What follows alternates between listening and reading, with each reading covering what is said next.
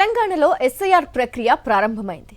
Voter జాబితా ప్రక్షాళన, duplicate ఓట్ల తొలగింపు లక్ష్యంగా ఎన్నికల సంఘం ఈ ప్రక్రియను చేపట్టింది. రాష్ట్ర వ్యాప్తంగా సుమారు 90,000 మంది సిబ్బందితో ఈ కార్యక్రమం నిర్వహిస్తున్నారు. ఇంటింటి సర్వే కోసం బూత్ లెవెల్ అధికారులు రంగంలోకి దిగారు. ఓటర్లకు ప్రత్యేక ఎన్యూమరేషన్ ఫారాలు అందజేస్తున్నారు. ఇదే అంశానికి సంబంధించిన మరింత సమాచారాన్ని డిప్యూటీ కమిషనర్ సురేందర్ రెడ్డితో మా ప్రతినిధి విక్రమ్ అందిస్తారు. తెలంగాణ వ్యాప్తంగా ఎస్ఐఆర్ ప్రక్రియ ప్రారంభమైంది. ఈ ప్రక్రియ ఏ విధంగా కొనసాగుతుంది? రాజేంద్రనగర్లో ఇంటింటికి వెళ్ళి ఎస్ఐఆర్కి సంబంధించిన ఎన్యూమరేషన్ పత్రాలను ఓటర్లకు అందజేస్తున్నారు. ఈ ప్రక్రియలో ఎలాంటి ఇబ్బందులు ఎదురవుతున్నాయి అన్న వివరాలు తెలుసుకునే ప్రయత్నం చేద్దాం. క్షేత్రస్థాయిలో డిప్యూటీ కమిషనర్ సురేందర్ రెడ్డి రాజేంద్రనగర్కి సంబంధించి బండ్లగూడ జాగీర్లో పర్యటించారు. క్షేత్రస్థాయిలో ఎలాంటి సమస్యలు ఎదురవుతున్నాయో వారి మాటల్లోనే అడిగి తెలుసుకునే ప్రయత్నం చేద్దాం. సార్, ఎస్ఐఆర్ ప్రక్రియకు సంబంధించి ప్రారంభమైంది. క్షేత్రస్థాయిలో మీరు తిరుగుతున్నారు. ఎలాంటి ఇబ్బందులు మీకు ఎదురవుతున్నాయని మీకు తెలిసింది? డూప్లికేషన్ కానీ ఏది కూడా మా డబుల్ ఓటర్స్ కానీ డూప్లికేషన్ కానీ చనిపోయిన ఓటర్స్ కూడా లేకుండా చూడాలి. నిజమైన ఓటర్స్కి ఓటు హక్కు కల్పించాలనేది ఈ స్పెషల్ ఇంటెన్సివ్ రివిజన్ ఉద్దేశం అండి. దానిలో భాగంగా మాకు ఇప్పుడు నిన్న ఫామ్స్ అన్ని వచ్చేసాయి. ప్రతి ఒక్క ఓటర్కి కూడా వాళ్ళ పేరుతో సహా ఫామ్ ప్రింట్ అయింది. దాదాపు 83 మంది BLOలను కూడా మేము అపాయింట్ చేసాం.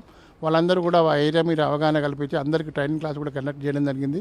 మొబైల్ యాప్ కూడా వాళ్ళకు ఇవ్వడం జరిగింది. మొబైల్ యాప్ ద్వారానే ప్రతి ఫామ్ కూడా వాళ్ళు ప్రతి ఇంటి ఓటర్కి ఇచ్చేసి ఆ ఓటర్లో భాగంగా వాళ్ళని ఆ ఫామ్కి ఇచ్చిన తర్వాత ఫామ్ డిస్ట్రిబ్యూషన్ చేసినట్టు కూడా మార్కింగ్ చేయాల్సి ఉంటుంది.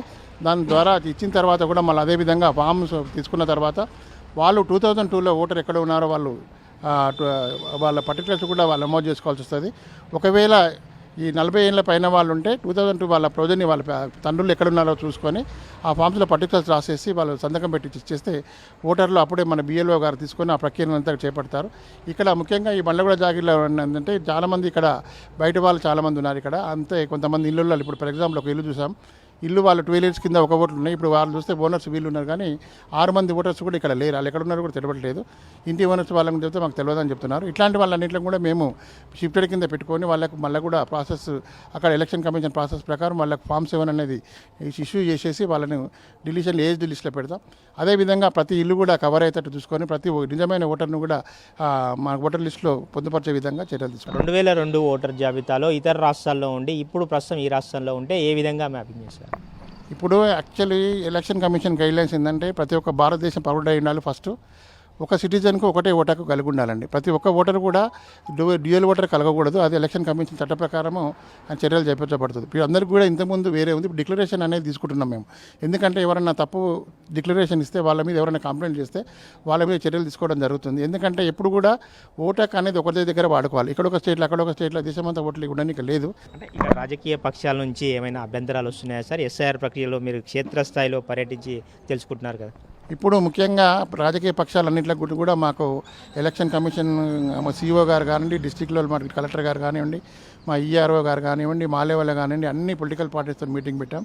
BLAలను కూడా ట్రైనింగ్ ఇచ్చాం. BLAలు కూడా వస్తున్నారు. ఇప్పుడు ఈరోజు స్టార్ట్ అయింది కాబట్టి వాళ్ళకి ఆటంకాలు అనేది ఏం లేదు. ఇప్పటికీ ఇంతకుముందు మ్యాపింగ్ ప్రక్రియ కూడా చేశాము కాబట్టి అందరికీ కూడా దాదాపు ఇది SIR మీద అవగాహన ఉంది. ఎవరు కూడా ఎవరి నిజమైన ఓటర్స్ ఉన్నారో వాళ్ళందరూ కూడా మా యాంగ్జైటీగా ఉన్నారు. మా ఓటు ఎప్పుడు వస్తుంది మేము చేసుకోవాలనే తాపత్రయం ఉంది కాబట్టి లీడర్స్ కూడా అందరూ కూడా అన్ని పార్టీలకు కూడా అవగాహన చేసినాం కాబట్టి అందరూ కూడా సహకరిస్తున్నారు. ప్రాబ్లం ఏం లేదండి.